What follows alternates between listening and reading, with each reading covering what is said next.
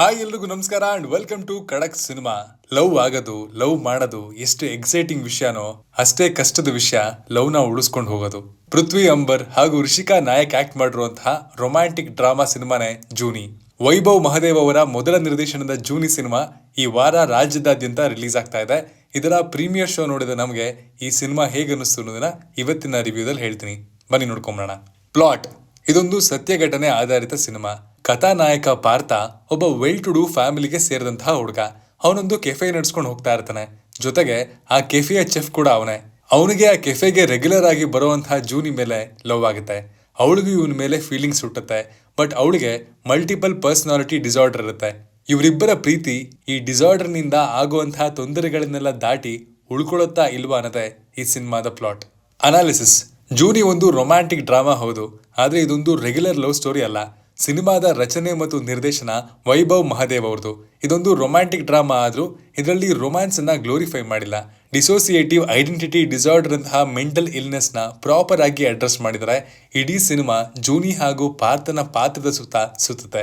ಜೂನಿಯ characterisation ತುಂಬಾ ಚೆನ್ನಾಗಿದೆ. ಅದರಲ್ಲೂ ಅವಳಿಗಿರುವಂತಹ ಡಿಸಾರ್ಡರ್ ನ ಬರ್ಕೊಂಡಿರುವಂತಹ ರೀತಿ ಕ್ಲಿಯರ್ ಆಗಿದೆ, ಬಿಲೀವಬಲ್ ಆಗಿದೆ. ಪಾರ್ಥನ ಕ್ಯಾರೆಕ್ಟರ್ನ ಕೂಡ ಚೆನ್ನಾಗಿ ಬರ್ಕೊಂಡಿದ್ದಾರೆ. ಸಿನಿಮಾದ ಡ್ಯೂರೇಷನ್ 2 ಗಂಟೆ 18 ನಿಮಿಷ. ಸ್ಕ್ರೀನ್ ಪ್ಲೇನಲ್ಲಿ ಆದಷ್ಟು ರಿಯಲಿಸ್ಟಿಕ್ ಅಪ್ರೋಚ್ ನ ಕೊಡೋದಕ್ಕೆ ಟ್ರೈ ಮಾಡಿದ್ದಾರೆ. ನಿರ್ದೇಶಕರಿಗೆ ಈ ಸ್ಟೋರಿಯನ್ನ ಇದೇ ಪೇಸ್ ನಲ್ಲಿ ಹೇಳಿದ್ರೆ ಚೆನ್ನಾಗಿರುತ್ತೆ ಅಂತ ಅನ್ಸಿದ್ರಿಂದಾನೆ ಪೇಸ್ ನ ಸ್ವಲ್ಪ ಸ್ಲೋ ಆಗಿ ಇಟ್ಟಿದ್ದಾರೆ ಅಂತ ಅನ್ಸುತ್ತೆ. ಈ ತರದ ಕ್ಯಾರೆಕ್ಟರ್ ಡ್ರಿವನ್ ಕಂಟೆಂಟ್ ಇರುವಂತಹ ಸಿನಿಮಾಗಳನ್ನ ಇಷ್ಟಪಡೋರಿಗೆ ಈ ಸಿನಿಮಾ ಖಂಡಿತ ಇಷ್ಟ ಆಗುತ್ತೆ. ಇಂಟರ್ವೆಲ್ ಟ್ವಿಸ್ಟ್ ತುಂಬಾ ಚೆನ್ನಾಗಿದೆ. ಫಸ್ಟ್ ಹಾಫ್ ಬ್ರೀಸಿ ಆಗಿ ಕೂಲ್ ಆಗೋದ್ರೆ ಸೆಕೆಂಡ್ ಹಾಫ್ ಸ್ವಲ್ಪ ಇಂಟೆನ್ಸ್ ಆಗಿ ಸೀರಿಯಸ್ ಆಗಿ ಹೋಗುತ್ತೆ. ರೊಮ್ಯಾಂಟಿಕ್ ಸೀನ್ಗಳಲ್ಲಿ ಆ ಪಾತ್ರಕ್ಕೆ ಆಗುವಂತಹ ಫೀಲ್ ನಮ್ಗೆ ಸ್ವಲ್ಪ ಫೀಲ್ ಆಗಲ್ಲ. ಹಾಗೆ ಪಾರ್ಥನ ಪಾತ್ರ ಅವಾಗವಾಗ ಆಡಿಯನ್ಸ್ ಕಡೆ ನೋಡಿ ಮಾತಾಡೋದು, ರಿಯಾಕ್ಟ್ ಮಾಡೋದು ಇದೆ. ಆಫ್ಟರ್ ಎ ಸರ್ಟೈನ್ ಪಾಯಿಂಟ್ ಅದು ಸ್ಟಾಪ್ ಆಗುತ್ತೆ. ಅದು ಪಾರ್ಥನ ಪಾತ್ರವನ್ನ ಕಥೆಯಿಂದ ಡಿಸ್ಕನೆಕ್ಟ್ ಮಾಡುತ್ತೆ ಅಂತ ಅನಿಸ್ತು. ಸಿನಿಮಾದಲ್ಲಿ ಎಂಟರ್ಟೈನ್ಮೆಂಟ್ ವ್ಯಾಲ್ಯೂ ಸ್ವಲ್ಪ ಕಮ್ಮಿ ಇದ್ರು ಸಿನಿಮಾ ಖಂಡಿತವಾಗ್ಲೂ ಎಂಗೇಜಿಂಗ್ ಆಗಿ ನೋಡ್ಸ್ಕೊಂಡು ಹೋಗುತ್ತೆ. ಈಗ ಪರ್ಫಾರ್ಮೆನ್ಸ್ ಗಳ ವಿಷಯಕ್ಕೆ ಬರೋಣ. ಡೈರೆಕ್ಟರ್ ಜೂನಿ ಸಿನಿಮಾಗೆ ಒಳ್ಳೆ ಕ್ಯಾಸ್ಟಿಂಗ್ ಅನ್ನ ಮಾಡ್ಕೊಂಡಿದ್ದಾರೆ. ಪೃಥ್ವಿ ಅಂಬರ್ ಹಾಗೂ ರಿಷಿಕಾ ನಾಯಕ್ ಅವರ ಪರ್ಫಾರ್ಮೆನ್ಸ್ಗಳು ನಿಜಕ್ಕೂ ಸಿನಿಮಾವನ್ನ ಅಪ್ಲಿಫ್ಟ್ ಮಾಡುತ್ತೆ. ಪೃಥ್ವಿ ಅಂಬರ್ ನಿಜಕ್ಕೂ ಸಖತ್ ನ್ಯಾಚುರಲ್ ಆಗಿ ಆಕ್ಟ್ ಮಾಡಿದ್ದಾರೆ. ಫ್ರೆಂಡ್ ಜೊತೆಗೆ ಹಾರ್ಟ್ ಬ್ರೇಕ್ ಆದಾಗ ಟೆರೆಸ್ ಮೇಲೆ ನಡೆಯುವಂತಹ ಸೀನ್ ಅಲ್ಲಿ ಅವರ ಪರ್ಫಾರ್ಮೆನ್ಸ್ ಎಕ್ಸ್ಟ್ರಾರ್ಡಿನರಿ ಆಗಿದೆ. ಪೃಥ್ವಿ ಅವರಂತೂ ಎಲ್ಲೆಲ್ಲಿ ಸ್ಕೋರ್ ಮಾಡಬೇಕೋ ಎಲ್ಲಾ ಕಡೆ ಸ್ಕೋರ್ ಮಾಡ್ಕೊಂಡಿದ್ದಾರೆ. ನಮ್ಗೆ ಸರ್ಪ್ರೈಸ್ ಅನ್ಸಿದ್ದು ರಿಷಿಕಾ ನಾಯಕ್ ಅವರ ಪರ್ಫಾರ್ಮೆನ್ಸ್. ಸಿನಿಮಾದಲ್ಲಿ ಇವರಿಗೆ ಮಲ್ಟಿಪಲ್ ಪರ್ಸನಾಲಿಟಿ ಡಿಸಾರ್ಡರ್ ಇರುತ್ತೆ. ಸೊ ಅಷ್ಟು ಪರ್ಸನಾಲಿಟಿಗಳಿಗೂ ಬೇಕಾಗಿರುವಂತಹ ಬಾಡಿ ಲ್ಯಾಂಗ್ವೇಜ್, ಎಕ್ಸ್ಪ್ರೆಷನ್ಸ್, ವಾಯ್ಸ್ ಇಂಟೋನೇಷನ್ಸ್ ಎಲ್ಲವನ್ನ ಬೇರೆ ಬೇರೆ ತರಾನೇ ಮಾಡಿದರೆ ಅವರ ಮೈನ್ಯೂಟ್ ರಿಯಾಕ್ಷನ್ಸ್ ನಮ್ಮನ್ನ ನಿಜಕ್ಕೂ ಸರ್ಪ್ರೈಸ್ ಮಾಡ್ತು. ನೋಡಕ್ಕೂ ಚಂದ ಇದ್ದಾರೆ. ಅವರ ಪರ್ಫಾರ್ಮೆನ್ಸ್ ಕೂಡ ತುಂಬಾ ಚೆನ್ನಾಗಿದೆ. ಇಂಟರ್ವೆಲ್ ಬ್ಲಾಕ್ ನಲ್ಲಿ ಮತ್ತು ಪೋಸ್ಟ್ ಇಂಟರ್ವೆಲ್ ಸೀನ್ ಒಂದರಲ್ಲಿ ಇವ್ರದ್ದು ನಿಜಕ್ಕೂ ಕ್ಲಾಪ್ ವರ್ತಿ ಪರ್ಫಾರ್ಮೆನ್ಸ್ ಇದೆ. ಇಡೀ ಸಿನಿಮಾದಲ್ಲಿ ಇವರಿಬ್ಬರೇ ಆವರಿಸ್ಕೊಂಡ್ಬಿಟ್ಟಿದ್ದಾರೆ. ಇವ್ರ ಜೊತೆಗೆ ಸುಧಾರಾಣಿ, ಅವಿನಾಶ್, ವಿನಯಾ ಪ್ರಸಾದ್ ರಂತಹ ಸೀನಿಯರ್ ಆರ್ಟಿಸ್ಟ್ ಗಳ ಪರ್ಫಾರ್ಮೆನ್ಸ್ ಗಳು ಡೀಸೆಂಟ್ ಆಗಿದೆ. ಫ್ರೆಂಡ್ ಪಾತ್ರದಲ್ಲಿ ಧನುಷ್ ರವೀಂದ್ರ ಕೂಡ ಚೆನ್ನಾಗಿ ಪರ್ಫಾರ್ಮ್ ಮಾಡಿದ್ದಾರೆ. ಸಿನಿಮಾದ ವಿಜುವಲ್ ಕ್ವಾಲಿಟಿ ಚೆನ್ನಾಗಿದೆ. ಜಿತಿನ್ ದಾಸ್ ಅವರ ಸಿನಿಮೆಟೋಗ್ರಫಿ ಸೂಪರ್ಬ್.